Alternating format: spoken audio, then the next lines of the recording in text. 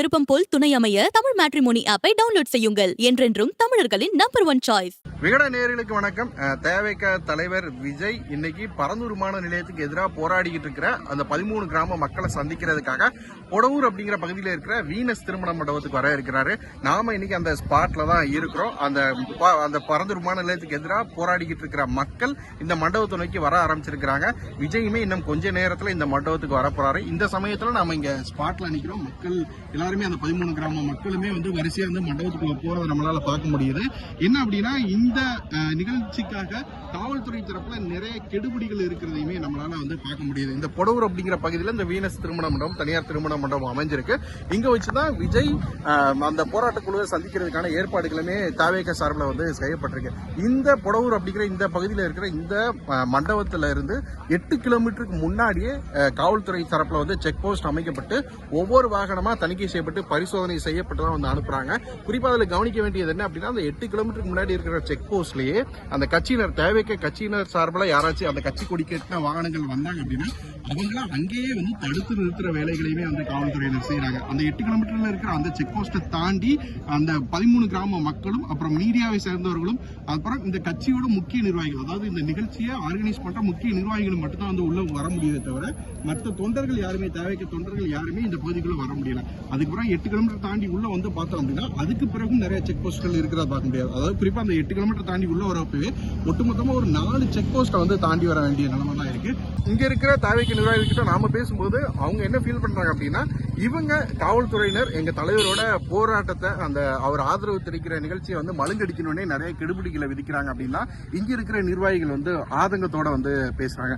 நாம இந்த நிகழ்ச்சி நடக்கிறதுக்கு அப்படிங்கிறப்ப இந்த நிகழ்ச்சியோட பின்னணி பத்தியுமே நாம வந்து பேசியாக்கணும். இந்த நிகழ்ச்சி எப்படி வந்து ஸ்டார்ட் ஆச்சு, விஜய் எப்படி வந்து இந்த மக்களுக்கு ஆதரவு தெரிவிக்கிறதுக்காக களத்துக்கு வரேன் அப்படிங்கறத முடிவு பண்ணார் அப்படின்னா, கொஞ்ச நாளைக்கு முன்னாடி ஞாபகம் இருக்கும், அக்டோபர் 27ஆம் தேதி விஜய் வந்து தன்னோட கட்சியோட முதல் மாநில மாநாட்டை நடத்தியிருந்தாரு. அந்த மாநில மாநாட்டில் கட்சியோட தீர்மானங்களை நிறைவேற்ற முடியாம போயிருச்சு. சில நடைமுறை சிக்கல்கள் இருந்துச்சு. நிறைய கூட்டம் கூடினதுனால காவல்துறை சீக்கிரமே அந்த மாநாட்டை முடிக்க சொல்லி அறிவுறுத்தியிருந்தாங்க. அதனால தீர்மானங்கள் சிலவற்றை அங்க வந்து நிறைவேற்ற முடியாம இருந்துச்சு. அதை ஒரு வாரம் கழிச்சு ஒரு நவம்பர் 3ஆம் தேதி அந்த சமயத்துல பார்த்தோம்னா அவரோட பனையூர் கட்சி அலுவலகத்துல செயற்குழு கூட்டத்தை கூட்டி ஒரு 26 தீர்மானங்களை நிறைவேற்றியிருப்பாரு. அந்த 26 தீர்மானங்கள்ல மிக முக்கியமானது 8வது தீர்மானம். அந்த 8வது தீர்மானம் பார்த்தோம்னா பரந்தூர் விமான நிலையத்துக்கு எதிராக போராடிக்கிட்டு இருக்கிற மக்களுக்கு ஆதரவு தெரிவிக்கிற வகையில அந்த பரந்தூர் விமான நிலையம் திட்டத்தை கைவிடணும் அப்படிங்கிற மாதிரி ஒரு தீர்மானத்தை வந்து நிறைவேற்றியிருப்பாரு. அந்த தீர்மானம் இந்த பரந்தூர் விமான நிலையத்துக்கு எதிராக போராடி இருக்கிற அந்த போராட்ட குழு மக்கள் மத்தியில வந்து பெரிய கவனத்தை வந்து ஈர்த்துச்சு. புதுசா ஒருத்தர் கட்சி தொடங்கி இருக்கிறாரு. அவர் ஆரம்பத்திலேயே தன்னோட கட்சியோட முதல் அந்த தீர்மானம் நிறைவேற்றலையே நமக்காக குரல் கொடுக்கிறாரு அப்படிங்கிறதுனால அந்த மக்கள் விஜயை சந்திச்சு நன்றி தெரிவிக்கணும் அப்படின்னு கேட்டிருக்கிறாங்க. சோ முதல் முறையா விஜயை சந்திச்சு அந்த போராட்ட குழுவினர் நன்றி தெரிவிக்கணும்னு அப்பாயின்மெண்ட் கேட்டப்போ விஜய் வந்து தன்னுடைய அந்த கடைசி படம் நடிச்சிட்டு இருக்கிறார் இல்லையா, அந்த படத்தோட ஷூட்டிங்ல இருந்ததா சொல்லப்படுது. அதே மாதிரி திரும்ப சில வாரங்கள் கழிச்சு 2வது முறையாவும் போராட்ட குழு சார்பில் விஜய் கிட்ட அப்பாயின்மெண்ட் வந்து கேட்டுக்கிறாங்க. அந்த சமயத்துல பார்த்தோன்னா அது வந்து அண்ணா யூனிவர்சிட்டி விவகாரம் வந்து பயங்கரமா பற்றி எரிஞ்சிட்டு இருந்துச்சு. விஜயுமே அந்த சமயத்துல ஆளுநரை சந்திச்சு அந்த புகார் மனு எல்லாம் கொடுக்கறதுக்கான வேலைகள்ல மும்முரமா இருந்தார். சோ அந்த சமயத்திலையும் விஜயால இந்த போராட்ட குழுவினரை வந்து சந்திக்க முடியாம போகுது. அதுக்கப்புறம் தான் விஜய் வந்து என்ன சொல்லியிருக்கிறாருன்னா, இனியும் நீ வந்து அப்பாயின்மெண்ட் கேட்க வேணாம், நானே உங்க களத்துக்கு வரேன், நானே நேரில் வரேன் அப்படின்னு வந்து தன்னோட நிர்வாகிகள் மூலமா இந்த மக்களுக்கு வந்து செய்தி சொல்லி அனுப்பியிருக்கிறாரு. இந்த சம்பவம்லாம் வந்து அந்த ஜனவரி முதல் வாரத்துக்குள்ள நடக்குது. ஸோ அதுக்கப்புறம் தான் ஜனவரி 19 அல்லது 20ஆம் தேதி பரந்தூருக்கு வந்து இந்த மக்களுக்கு ஆதரவு தெரிவிக்கலாம் அப்படின்னு வந்து விஜய் முடிவு எடுக்கிறாரு. அதை தொடர்ந்து காவல்துறை அனுமதி கேட்கப்படுது. அதை தொடர்ந்து எல்லா வேலைகளும் வந்து இங்க வந்து ஆரம்பமாகுது. ஸோ இப்போ நாம இங்கே களத்தில் நிற்கிறோம். நிறைய மக்கள் நிறைய அந்த காவல்துறை பரிசோதனைகள்லாம் தாண்டி காவல்துறை சோதனைகள்லாம் தாண்டி வேன்கள்ல இந்த போராட்ட குழுவை சேர்ந்த மக்கள் வந்து இந்த நிகழ்ச்சி நடக்கிற போற விஜய் கலந்துக்க போற அந்த நிகழ்ச்சி நடக்கிற போற இடத்துக்கு வந்துட்டு இருக்கிறாங்க. காவல்துறையினரோட இந்த கெடுபிடிக்கு பின்னணி என்ன அப்படிங்கறதையுமே நாம பார்க்கணும் அப்படின்னு நினைக்கிறேன். ஏன்னா இந்த ஒரு வாரத்துக்கு முன்னாடியே விஜய் இந்த பரந்தூருக்கு வந்து மக்களை சந்திக்கிறதுக்காக காவல்துறை தரப்புல அனுமதி கேட்டு தாவேக தரப்புல வந்து அனுமதி கேட்டிருந்தாங்க. அப்போ என்ன அப்படின்னா இவங்க தரப்புல 2-3 ஆப்ஷன்ஸ் வந்து இருந்துச்சு. என்னன்னா ஒரு அம்பேத்கர் திடல் அப்படின்னு வந்து ஏகனாபுரத்துல ஒரு மைதானம் இருக்கு. அந்த மைதானத்தை சுத்தம் செஞ்சு அந்த மைதானத்துல இருந்து மக்களை சந்திக்கலாம் அப்படின்னு வந்து விஜய் வந்து விருப்பப்பட்டாரு.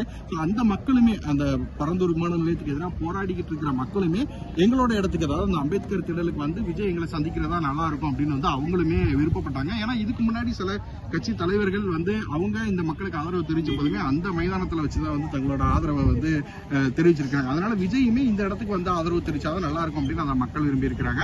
அதே நேரத்துல இன்னொரு ஆப்ஷனா ஒரு திருமண மண்டபத்தையுமே புக் பண்ணி வச்சிருந்திருக்காங்க. அதாவது இந்த ஏகனாபுரம் பக்கத்திலேயே இருக்கிற பொடவூர் அப்படிங்கிற பகுதியில் இருக்கிற வீனஸ் திருமண மண்டபத்தையுமே புக் பண்ணி வச்சிருந்திருக்காங்க.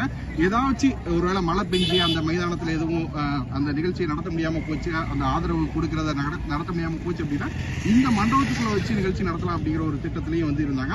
2 இடங்களுக்குமே காவல்துறை தரப்புல வந்து அனுமதி வந்து கேட்டிருந்தாங்க. ஸோ இந்த நிலையில தான் நேத்து, அதாவது இந்த நிகழ்ச்சி நடக்கிறதுக்கு முந்தின நாளான நேத்து மாலைக்கு மேல காவல்துறை தரப்புல என்ன சொல்லப்பட்டிருக்கு அப்படின்னா, திறந்தவெளி மைதானத்துல அந்த அம்பேத்கர் திடல்ல விஜய் மக்களை சந்திக்க வந்தார் அப்படின்னா நிறைய கூட்டம் கூட்டுறதுக்கு வாய்ப்பு இருக்கு, வெளியூர்ல இருந்தெல்லாம் நிறைய பேர் வரதுக்கு வாய்ப்பு இருக்கு. அதனால விஜயோட பாதுகாப்பு வந்து கேள்விக்குறியாகும். ஸோ அதனால விஜயோட பாதுகாப்பை கருதி 2-3 இடங்கள்ல இந்த சந்திப்பை நடத்தலாம் அப்படின்னு வந்து முடிவெடுக்கிறாங்க. குறிப்பா பார்த்தோம் அப்படின்னா இந்த ஏகனாபுரத்தில் இருக்கக்கூடிய அம்பேத்கர் திடல் அப்படின்னு ஒரு பகுதி இருக்கு. அந்த மைதானத்தை சுத்தம் செய்து அந்த மைதானத்துல வச்சு விஜய் அந்த பரந்தூர் விமான நிலையத்துக்கு எதிராக போராடிட்டு இருக்க மக்களை சந்திக்கலாம் அப்படின்னு வந்து ஒரு திட்டம் இருந்துச்சு. அதே மாதிரி இன்னொரு பக்கம் வந்து பார்த்தோன்னா ஒரு திருமண மண்டபத்துல ஒரு க்ளோஸ்ட் இண்டோர்ல மக்களை சந்திக்கலாம் அப்படிங்கிற மாதிரி இன்னொரு திட்டமுமே வந்து இருந்துச்சு. ஆனா இதுல கவனிக்க வேண்டிய விஷயம் என்ன அப்படின்னா, அந்த மக்கள், அந்த ஏகனாபுரம் மக்கள் வந்து விஜய் வந்து எங்களோட இடத்துக்கு வரணும், அதாவது அந்த அம்பேத்கர் திடலுக்கு வரணும், அங்க இருந்து எங்களை சந்திக்கணும் அப்படின்னா அந்த மக்கள் வந்து விருப்பம் தெரிவிச்சாங்க. அந்த மக்களோட விருப்பத்தை ஏத்துக்கிட்டு விஜயுமே அங்க வரதுக்கு வந்து ஒத்துக்கிட்டாரு. அதை தொடர்ந்துதான் அவங்க கட்சி சார்பில், தேவைக்க கட்சி சார்பில் அந்த மைதானத்தை வந்து சுத்தம் செய்யற பணிகள்லாம் வந்து போய்கிட்டு இருந்துச்சு. அதே நேரத்தில் இன்னொரு பக்கம் காவல்துறை கிட்ட அனுமதி வாங்குற வேலைகள்லயுமே தேவைக்க தரப்புல வந்து ஈடுபட்டு இருந்தாங்க. காவல்துறை தரப்புல முதல்ல பார்த்தோம் அப்படின்னா அந்த மைதானத்துல வச்சு விஜய் மக்களை சந்திக்கிறதுக்குமே அனுமதி வந்து கொடுத்திருக்காங்க. விஜய் இந்த மக்கள் மத்தியில கிட்டத்தட்ட 1 மணி நேரம் பேசுவார் அப்படிங்கிற மாதிரி, 1 மணி நேரம் இந்த நிகழ்ச்சி மொத்தமா இருக்கும் அப்படிங்கிற மாதிரி எதிர்பார்க்கப்படுது. இந்த நிகழ்ச்சியில குறிப்பா வந்து பார்த்தோம் அப்படின்னா இந்த மக்களுக்கு தேவையான சட்ட உதவிகளை, லீகலா உங்களுக்கு என்ன உதவி தேவைப்பட்டாலும் அதுக்கு நான் சப்போர்ட்டா இருப்பேன் அப்படிங்கிற ஒரு உத்தரவாதத்தையும் நம்பிக்கை வார்த்தைகளையும் விஜய் பேச போறாரு அப்படின்னு வந்து முக்கிய நிர்வாகிகள் வந்து நமக்கு தகவல் சொல்றாங்க. நாம களத்திலேயே தான் இருக்கிறோம், இன்னும் அந்த நிகழ்வு ஆரம்பிக்கல. ஆரம்பிச்சு முடிஞ்சதுக்கு பிறகு விஜய் என்ன பேசுறாரு, மக்கள் என்ன மாதிரி ஃபீல் பண்றாங்கன்னு சொல்லிட்டு எல்லா விஷயங்களையும் களத்துல இருந்து வேடன் வாசகர்களுக்காக நம்ம வந்து எக்ஸ்க்ளூசிவா வந்து கொடுக்க போறோம். தொடர்ச்சியா வந்து வேடனோட இணைந்திருக்கேன். நன்றி. திருமணம் எனும் இணைய சங்கமம். உங்களுக்கு ஏற்ற ஒரு பார்ட்னரை தேர்வு செய்ய சரியான இடம் தமிழ் மேட்ரிமோனி ஆப். தமிழர்களின் நம்பர் 1 சாய்ஸ். இன்றே டவுன்லோட் செய்யுங்கள். விருப்பமான துணையை தேர்ந்தெடுங்கள்.